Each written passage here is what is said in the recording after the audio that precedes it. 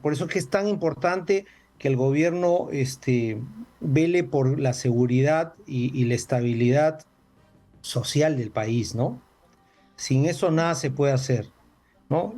Sin eso la inversión no va a retomar, la gente no va a querer invertir y apostar su plata.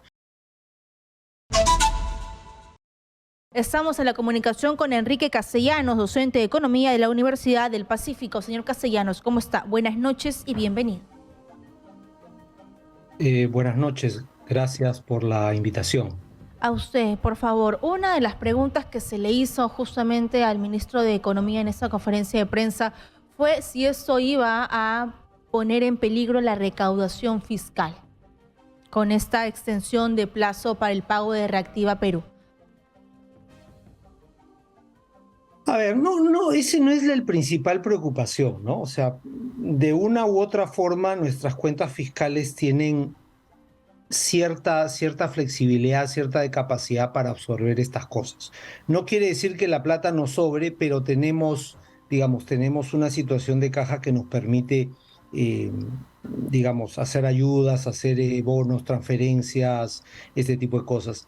El problema para mí viene del lado digámoslo así, de las señales que damos al mercado, ¿no? O sea, estos créditos Reactiva fueron dados en plena pandemia y fueron un total de 65.000 millones de soles, los cuales fueron en aproximadamente un 90% garantizados por el Estado, por plata tuya y mía y de todos los televidentes, ¿ok? Y mucha de esta plata, las empresas, hay unas empresas que sí la usaron bien, otras que no la usaron tan bien, pero en ese momento de crisis no había cómo discernir, había que apoyar a todos para que la economía siga andando. Pero llega un momento en que ya estamos post-crisis, ¿no? 2 años después, casi 3 años después, ya eso tiene que empezar a pagarse y no puede seguir dándole y dándole plazos y plazos, porque siempre va a haber buenas excusas para darle más plazos. Y no todas las empresas han usado los fondos para lo que lo deberían usar, ¿no? Pero entonces la señal que das es mala, ¿no? De que hay que estar ahí viendo qué se le saca al Estado, ¿no? Una señal muy mercantilista que es lo que me genera problemas, ¿no? Sin embargo, los pequeños empresarios venían pidiendo, ¿no? Venían exigiendo las entrevistas que hemos tenido porque decían, ahora en la época de conflictividad, estamos a puertas ya de fin de año, de la Navidad, y no hemos podido recolectar lo que necesitábamos, ya sea para pagar personal o también para pagar ese préstamo de Reactiva Perú. ¿No es un poco escuchar lo que estaba pidiendo el pequeño empresario? Sí, y no quiero sonar insensible, Ujú. pero te doy un dato. A Ujú. finales del 2020, este, en plena pandemia, se batieron los récords de venta de automóviles en Perú, gracias, entre otras cosas, al presupuesto, a los préstamos reactivos. Entonces, esos son los mismos empresarios que hoy día pueden estar diciendo, no, que la situación está difícil. Ujú. Obviamente que la situación es difícil, siempre es difícil, nunca es fácil. Pero ¿entiendes? Hay buenos y malos y es Claro. bien difícil discriminar, ¿no? Hay otras personas que agarraron la plata, la vía ciertas estrategias que no son tan difíciles de hacer, sacaron la plata, ¿no? Se pagaron dividendos, descapitalizaron la empresa y tal y tal. Y que ningún empresario diga, no, eso no se podía. Claro que no se podía, pero te digo, Le sacaron la vuelta a dos la ley. contadores, por ahí un gerente financiero te lo hace en dos papazos, ¿no? O sea, entonces que no se rajen las vestiduras. Yo no quiero decir que hay gente que sí lo necesita. Ujú. Probablemente, no sé, pues una agencia de turismo de Cusco sí todavía le Claro. está pasando muy mal, ¿no? Pero desafortunadamente cuando das este tipo de concesiones tan generales, pues terminas generando estos abusos, ¿no? Si tengo financiamiento a tasas baratas, pues que me extiendan y me extiendan los plazos, ¿no? Ahora, si hablamos de las reformas económicas o medidas económicas en este corto tiempo, pocas semanas del gobierno de transición de Dina Boluarte, una de ellas es un bono excepcional para los agricultores y ganaderos afectados por la sequía, una sequía que ha paralizado en este momento la agricultura de nuestro país. ¿Qué le parece a usted esta inyección económica? De nuevo, tiene que ser muy focalizada esta Ujú. ayuda, porque si no estas ayudas se vuelven permanentes. Imagínate que hoy día le doy uria gratis a los campesinos X o le exonero de impuestos a este tipo de campesinos. ¿Tú crees que de acá a un año va a ser fácil quitarle la exoneración? Hoy día tenemos 18.000 millones de soles que el Estado deja de recaudar por exoneraciones que en algún momento eran temporales y se hicieron permanentes, ¿no? Te pongo otro ejemplo. La exoneración a los impuestos que tiene la Amazonía peruana, y es una exoneración generalizada a los combustibles y otros productos. Trata de quitarlo. O sea, imagínate lo que sería, ni siquiera lo quiero pensar, ¿no? Entonces, ¿qué pasa?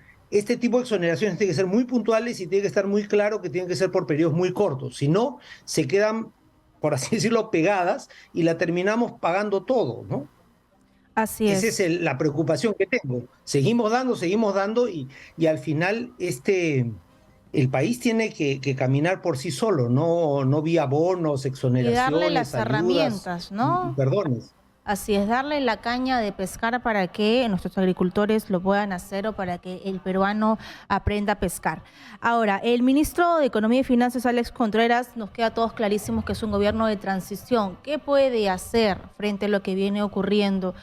¿Cuál sería su trabajo a partir de hoy? Sabemos de que él se queda hasta julio del 2024. Va a tener casi algunos meses para poder buscar una reactivación económica y sobrellevar un poco las consecuencias de estos días de manifestación y de convulsión social. ¿Qué le toca hacer? Mira, acá hay dos frentes. A nivel muy macro, y esto no es solo un encargo del ministro de Economía, sino Ujú, de todo el Consejo de Ministros y de la ujú. Presidente, hay que tranquilizar el país, garantizar la paz, garantizar la paz, el, el cuidado de la propiedad privada y todos aquellos derechos que tenemos para estar trabajando tranquilos. Si no tenemos esa tranquilidad social y política, nada va a poder hacer un ministro de Economía si tenemos carreteras bloqueadas y tumultos y saqueos y vandalismo por todo lado. Eso es lo primero que hay que hacer tenemos que calmar al país, asegurar, como digo, a la ciudadanía la tranquilidad para que pueda salir a trabajar y generar. A nivel ya más del ministro de Economía, creo que en el poco tiempo que le queda, lo que tendría que hacer es mantener las cuentas estables, ¿no? O sea, creo que ese déficit económico que tenemos que actualmente es 3%, debería tratar de llevarlo a 2 y por el otro lado terminar de controlar la inflación, ¿no?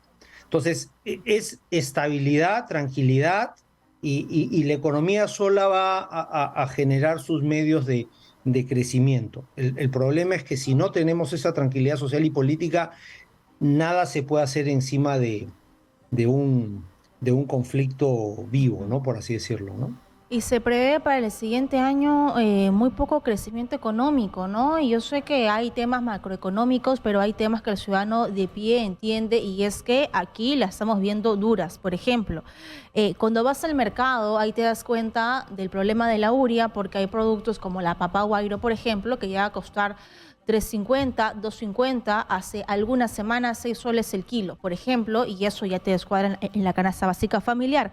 Ayer nos llamaba una oyente para contarnos que el balón de gas en Puno está a 150 soles porque no hay pase libre para que llegue este abastecimiento. Entonces, ya el ciudadano de a pie, más allá de los términos macroeconómicos, está sintiendo la pegada. ¿Cómo poder trabajar en ello por parte del Ministerio de Economía y Finanzas? Por eso tú misma me estás dando ejemplos de cómo un Ujú, tema de bloqueo de carreteras genera ujú, un estrangulamiento de la oferta y los precios se disparan, ¿no? Y tú me has hablado de la papa, me has hablado del gas. Yo te hablaría de hace un ujú. año yo compraba hasta 5 soles, hasta 5 panes por un sol, ¿no? Hoy día, por ahí que me dan 3, ¿no?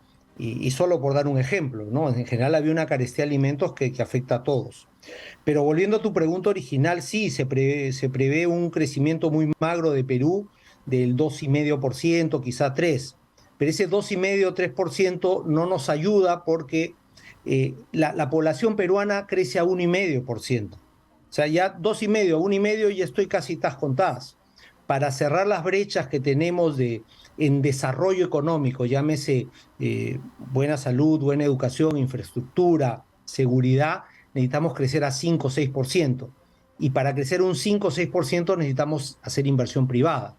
La inversión privada el próximo año no va a crecer, está en cero o incluso en negativo, y necesitaríamos que crezca un 10%. Y cuando hablo de inversión privada, no piensen solo en las grandes minas, también el señor que tiene, el microempresario que tiene su restaurante, que atiende en la mañana y que va a poner otro local para atender en la mañana y en la noche, eso también es inversión privada.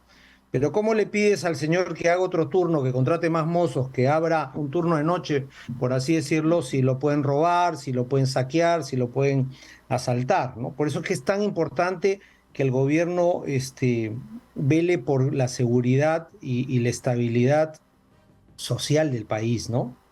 Sin eso nada se puede hacer, ¿no? Sin eso la inversión no va a retomar, la gente no va a querer invertir y apostar su plata. Como te digo, habla del emprendedor, del pequeño empresario. No va a arriesgar y no crecemos, seguimos al 2,5, que es más o menos más de lo mismo, ¿no? Muy bien, muchas gracias Enrique Castellanos, docente de Economía de la Universidad del Pacífico. Gracias por su explicación técnica en esta noche. Muy buenas noches. Gracias a ustedes por la oportunidad.